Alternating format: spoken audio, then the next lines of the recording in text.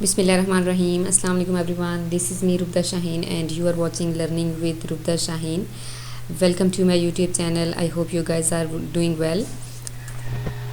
आज की वीडियो में हम डायरेक्ट और इनडायरेक्ट नरेशन को सीखेंगे. As I have told you in detail what is the direct narration and what is the indirect narration in the previous lectures. And I hope now you are well aware of the definitions of these two dimensions, and after that we have learned about the rules of changing the affirmative sentences into indirect narrations. उसके बाद हमने सीखा कि optative sentences को और exclamatory और interrogative sentences को हम इनडायरेक्ट नरेशन में कैसे चेंज करेंगे. So now we will move towards the next point, that is exclamatory sentences, यानी इस्तजाइया जुमले. इनको हम इजहारिया जुमले भी कह सकते हैं, और इनको हम कैसे चेंज करेंगे. सबसे पहले तो हमें पता होना चाहिए कि एक्सक्लेमेटरी सेंटेंसेस होते क्या हैं. सो उसके लिए हम इसकी डेफिनेशंस को पढ़ लेते हैं. The definition is a sentence that express a strong feeling और emotions like sorrow, joy, wonder, surprise, hated, contempt is known as exclamatory sentences. और जो इसमें एक्सक्लेमेटरी वर्ड्स यूज़ होते हैं, जस्ट लाइक अगर हम देखें तो यहाँ पे नीचे हमारे कुछ वर्ड्स दिए गए हैं जिनको हम एक्सक्लेमेटरी वर्ड्स बोलते हैं, वो भी इसमें यूज़ होते हैं. और इनमें एक्सक्लेमेटरी कुछ सेंटेंसेस में एक्सक्लेमेटरी वर्ड्स के बाद जो है वो हमारा आता है एक्सक्लेमेशन मार्क. ये सेंटेंसेस भी दो तरह के होते हैं. एक होते हैं व्हाट आर सेंटेंसेस, और उसमें हाउ का भी यूज़ होता है, और उनके आखिर में हम एक्सक्लेमेशन मार्क लगाते हैं. और कुछ हमारे सेंटेंसेस ऐसे होते हैं जिनमें एक्सक्लेमेशन वर्ड्स यूज़ होते हैं, एक्सक्लेमेटरी वर्ड्स यूज़ होते हैं. तो एक्सक्लेमेटरी वर्ड्स के फ़ौरन बाद हम एक्सक्लेमेशन का इस्तेमाल करते हैं.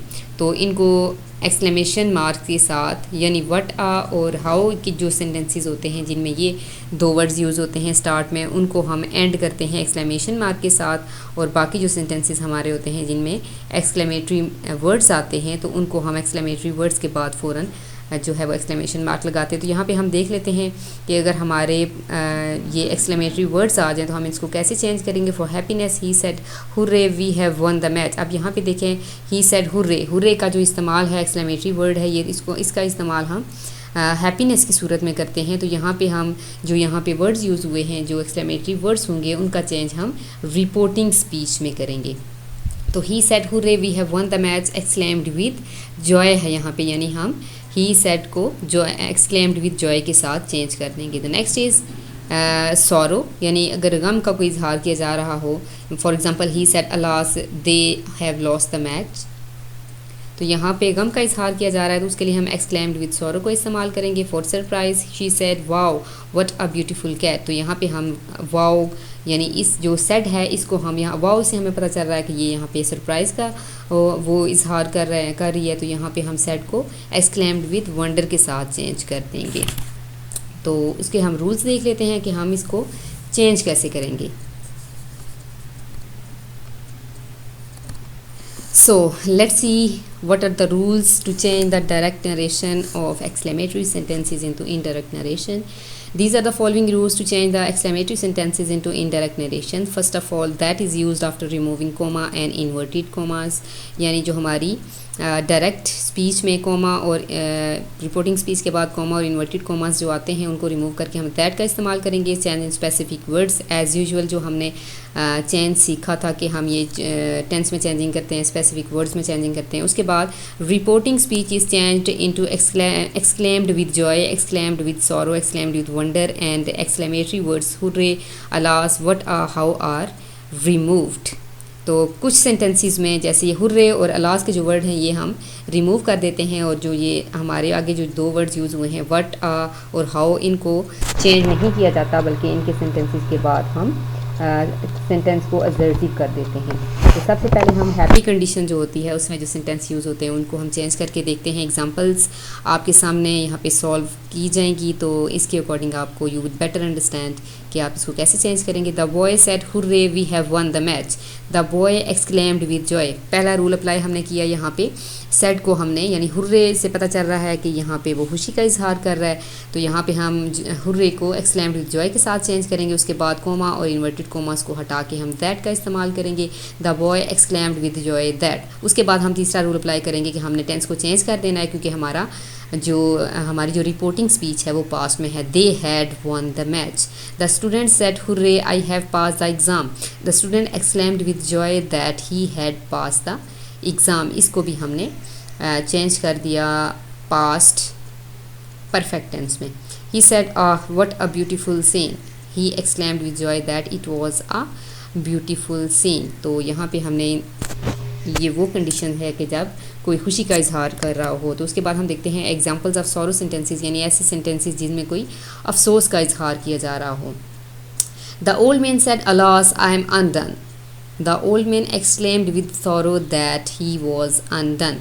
तो यहाँ पे अकॉर्डिंग टू द रूल्स हमने इसको चेंज किया। अलास से यहाँ पे हमें पता चल रहा है कि ये वहाँ पे गम का इजहार कर रहा है, तो हम इसको एक्सक्लेम्ड विद सॉरो में चेंज कर देंगे। बाकी सारे रूल्स जो हमने पिछले सेंटेंस में अप्लाई किए वही अप्लाई होंगे कि हमने दैट का इस्तेमाल करना है और सेंटेंस में चेंजिंग करनी है। क्यों? क्योंकि हमारी जो रिपोर्टिंग स्पीच है दैट इज़ इन पास्ट।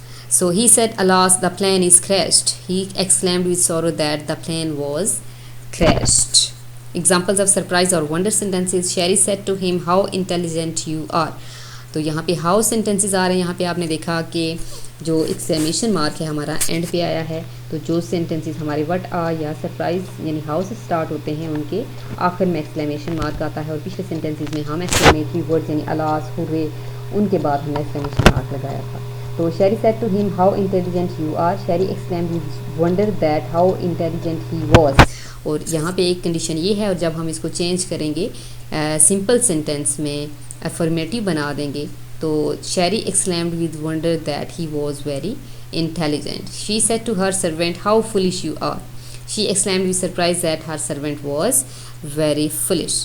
तो यहाँ पे कुछ एक्सक्लेमेटरी वर्ड्स दिए गए हैं कि जिनको हम सेड के साथ यानी सेड रिप्लेस करेंगे, रिप्लेस विद सेड विद, यानी सेड विद के साथ हम इन वर्ड्स को रिप्लेस कर देंगे। अगर वाओ आ जाता है किसी सेंटेंस में तो एक्सक्लेम्ड विद जॉय, व्हाट आ जाए तो एक्सक्लेम्ड विद सरप्राइज, व्हाट आ and well done exclaimed with applause, and sorry is exclaimed with regret, pooh exclaimed with contempt, यानी pooh का इजहार जहाँ पे नफ़रत का इजहार किया जा रहा हो तो हमने उसको exclaimed with contempt के साथ चेंज कर देना है। oh exclaimed with surprise, nonsense exclaimed with contempt, hurray exclaimed with joy, how exclaimed with surprise, ha exclaimed with joy, good Allah exclaimed with surprise, alas exclaimed with sorrow, aha exclaimed with joy, and ah exclaimed with sorrow are grief. So these are some exclamatory words जिनको आप said with के साथ replace करेंगे sentences में.